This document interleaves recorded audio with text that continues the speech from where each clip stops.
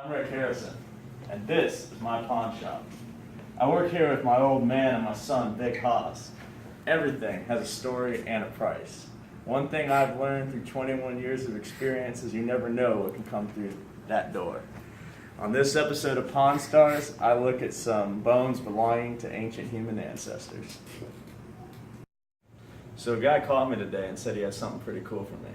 He wouldn't tell me what it was, but it sounded like it was from a dead animal or person, or I don't know what. It's a dead something. I spent a lot of time at estate sales and other sales, so I see some pretty freaky stuff, but this seems a little bit out there. I can't wait to find out what he brings in the store. Hey, what's up, man? What's up, Rick? How's it going? Good to see you, man. It's been a while. Oh yeah, so I heard you had something for me. Yeah, man. I found this skull at an estate sale, and I talked to my buddy who works at a museum, and he says it could be millions of years old. He thinks it might belong to an ancient ancestor of us humans. No way, man. Let me take a look at that. It's not every day that somebody comes into my shop with a skull. They're pretty rare, especially one that's more than multiple millions of years old. I can't wait to find out what it's worth, but before I can do that, or even make an offer, I'll have to go get an expert to take a look at it. Man, it was great seeing the skull. It's pretty rare that we have something that old come into our shop. Before I can make an offer on it, I'm definitely going to have an expert take a look at it. All right, that sounds good. Just All let right. me know when he gets back to you. All right, I'll call my buddy, Dr. Alan Grant, and see what he says. Thanks. I'm Dr. Alan Grant. Sometimes Rick gives me a call whenever he gets some ancient bones in his shop. Today, we're looking at this bone. Specifically, I believe this is an Ardipithecus skull. Ardipithecus is the earliest known ancestor of the genus Homo. This skull features aspects similar to early and late hominids. One of these late hominids is Australopithecus. The cranial base and face are shorter. The cranial capacity is similar to that of chimpanzees, but the large canines and large incisors seen in chimps are missing. The upper canines are short and small, like Australopithecus, but the size of the molars and premolars are smaller relative to body size than those of Australopithecus. We can tell it's not an Australopithecus skull because the skull is missing some features relating to Australopithecus. It lacks thick enamel and robust jaws for heavy chewing. Ardipithecus is the direct ancestor of Australopithecus. Australopithecus is the direct ancestor of Homo. Us human beings belong to the genus Homo, but undisputed evidence of the genus Homo appeared 1.8 million years ago. Australopithecus lived around 5.3 to 2.6 million years ago, while this Ardipithecus skull dates back to around 5.8 million years ago. How about that skull? Rick, this skull right here is an Ardipithecus skull. It dates back to as late as 5.8 million years ago. No way. It's honestly priceless. I can't put a number on it. Well, I gotta know. I'd say around 3 million. Man, that's pretty high for a piece of bone. Well, but there's no way I'll ever get that kind of money for it unless I sell it to auction or it sits on my shelf for so many months. I'm probably gonna have to sell it for, I don't know, at least $1 million. Time to find out what he'll take for it. So, what'd you find? Well, there's some good news. It's over 5 million years old potentially, and I mean, that warrants a pretty hefty price tag. So what were you thinking about?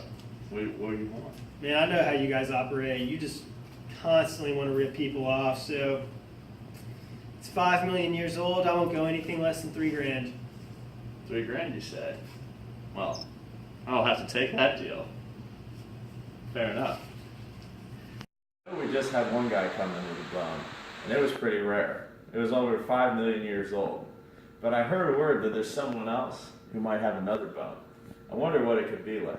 He was supposed to get here, but it seems like he's running a little late. I hope he gets here soon. Oh, wow. Hi, Hi. What's your name? I'm Triston. Hi, I'm Alex. Hi, I have a bone. Oh, that's a nice bone. What can you tell me about this bone? I know nothing about that bone. What can you tell me about that bone? I don't know a whole lot. Are you trying to sell it or pawn it? I don't care. What do you want it for? As much as it's worth. Okay, well, since I don't know a whole lot about this bone, let me call an expert. Say what you have here is a genuine Australopithecus femur. Fossil evidence tells us that Australopithecus was the first fully bipedal genus that led to us, genus Homo. You can see that this femur more closely resembles the femur of Australopithecus afarensis than it does the femur of the chimpanzee and Homo sapiens. This femur is a bit longer and more sturdy where it connects to the pelvis than that of chimpanzee, because it was more beneficial to walking bipedally. However, it's not fully developed into the longer and even sturdier Homo sapiens femur. Bipedalism was very beneficial in freeing up the front limbs to be used for other things like using tools, along with developing larger brains, which made this possible. So, expert, what did you find out about this bone? Well, it's a real Australopithecus femur. That means it's about 3.5 million years old. Wow, that's pretty impressive. Let me see it real quick. Handle it carefully. That's in really nice condition. Could you tell me what it's worth? I'd say at least a few million. No way. I'm sure my customer will be really happy to find that out. So, Triston, my expert took a look at your bone. He said it's pretty nice. It's also pretty old, so it's probably going to hurt the value. People like newer bones. I guess it's from Australopithecus. I don't know if you know what that is or not, but I mean, they're pretty common, so he said I could give you like $20 for it. Absolutely. $50? $100? Yeah, you need the money. Alright.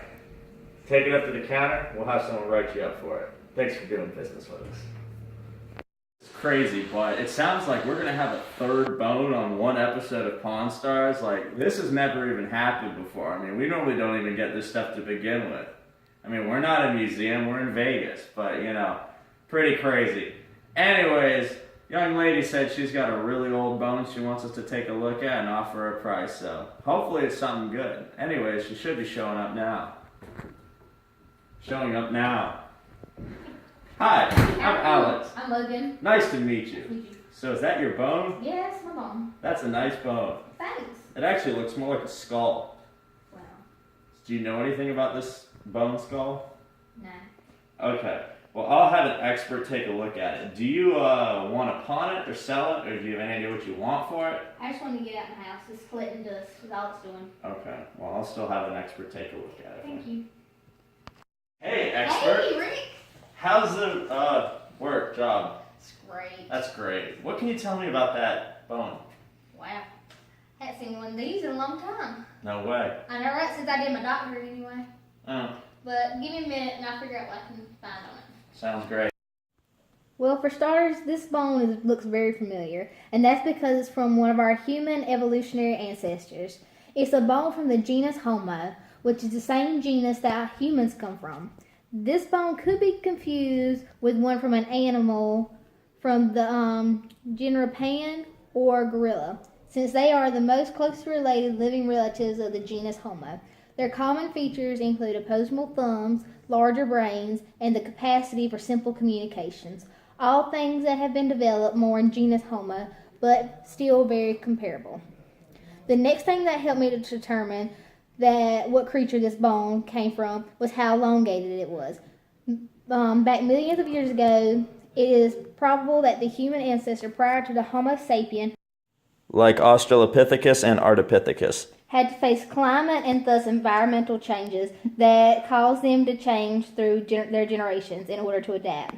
One of these major changes in their environment was the probable recession of a rainforest-like habitat to one that was drier and more like a grassy plain. This altered food source location and promoted the ability to travel long distances and reduced the need for mobility through trees. This difficulty of finding food in the new climate also led to development of cooperation, tool creation, and finally an increase in brain size. All three of these steps working in a cycle to improve on each other. In the end, Homo sapiens was the result, with its larger brain, larger bones, and excellent communication and cooperation skills. So I heard you found out a lot of information about that skull. So what can you tell me about it? I did. It's a lot. It's actually about 2 million years old. Oh, that's pretty cool. So do you have any idea how much it could be worth? To be honest with you, this is probably about priceless. But if you want to get a good deal on it, you could probably get it for about 2 million somewhere. So, okay. That's a good number I can give my client. Thank you. Logan, my expert said this is a pretty valuable skull. It's from the genus Homo, so it's about 1.5 million to 2 million years old. I don't know. She said it was worth some money, but since it's so close to a human, you know, it's probably not worth all that much. I mean, I can offer you like $500 for it. Good for me. I'm just going to go. I'm done with it. I love making great deals. Thank you. You're So the Pawn Stars, I got 3 pretty cool bones. We got the skull from a genus Homo, a femur from a genus Australopithecus, and this skull from a genus Ardipithecus. All 3 of these are over 1 million years old, ranging from about 1.5 back to 5 million years old, with our Ardipithecus and starting with our genus Homo. I got them all at pretty good deals since people didn't really know what they were worth, and hopefully we'll make a few $1 million off of them and keep the shop running another year.